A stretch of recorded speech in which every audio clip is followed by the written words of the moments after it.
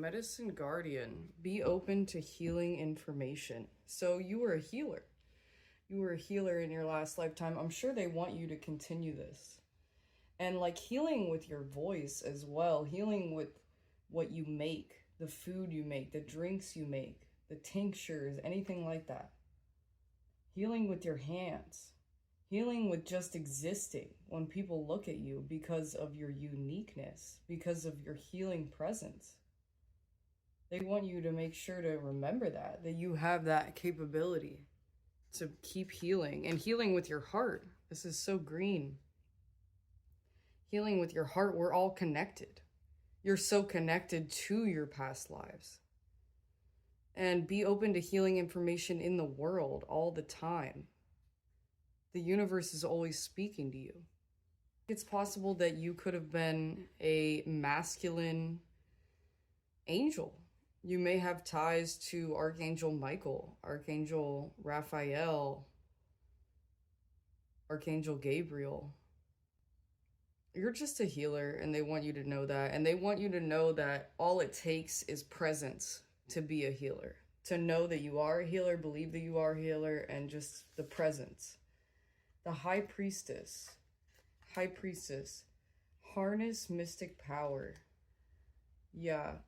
Okay. I definitely could see that you were a high priestess in Egypt as well. You were thought of as an angelic figure. I think you even wore wings.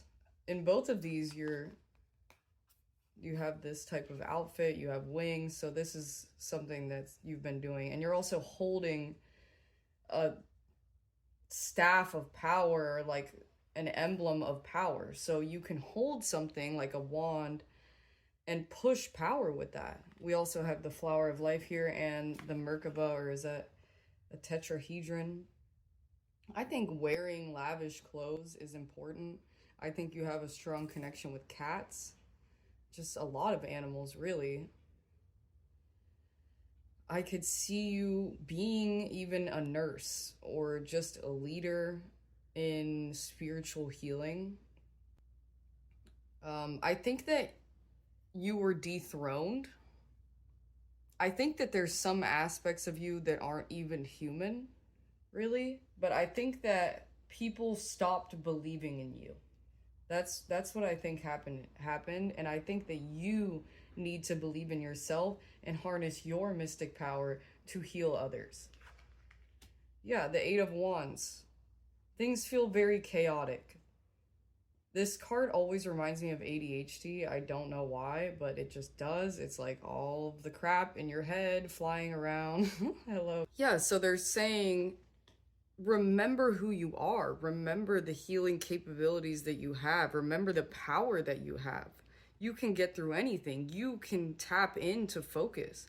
You might think that it's not possible for you because you are diagnosed with ADHD or something like that, but that's not true. I have ADHD too, and I find focus. It is possible to find focus. You know, sometimes I'll put headphones on or drink a reishi drink or something, just listening to the right music or listening to the right podcast or right tarot reading while I'm doing the dishes, and then, using the right tools, figuring out the right tools, the planner, the list, whatever it is, you can get through it. You can get through all the things that need to be done. Remember your power. Lavender, they want you to drink more tea, and they want you to remember your strength and your softness. There's a balance to you. There's a balance to you. Tough love. You don't need any more tough love, okay? And you don't need to give people tough love either. We're doing softness now. We're helping people in a soft ways. Fortitude. Wow, yeah. Definitely Egypt. Definitely Egypt.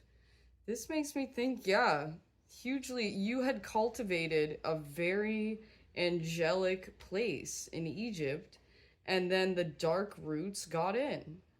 And the calmness that you had cultivated was disturbed. was hugely disturbed. And you need to just remember how to remain calm in the face of disaster, in the face of chaos, in the face of creeping darkness, in the face of not having calm moments, not getting the time to have calm moments. Make time for yourself. Have the teas. Have the teas with lavender. Queen of Cups. You are the Queen of Cups. And Seven of Swords. Queen of Cups reverse. God, I feel like this is saying the same thing again. It's like, remember your power. You also have connection to the ocean. There's seals here. I feel like this is almost another lifetime they're showing me as well. Some type of like Celtic or Welsh mer woman that becomes a human, kind of like Ariel vibes. But they're just saying in so many of your lifetimes, you have been magical. You have been mystical. You have cultivated peace. You have been a leader. And you have so much love to give in this world. And you have so much empathy.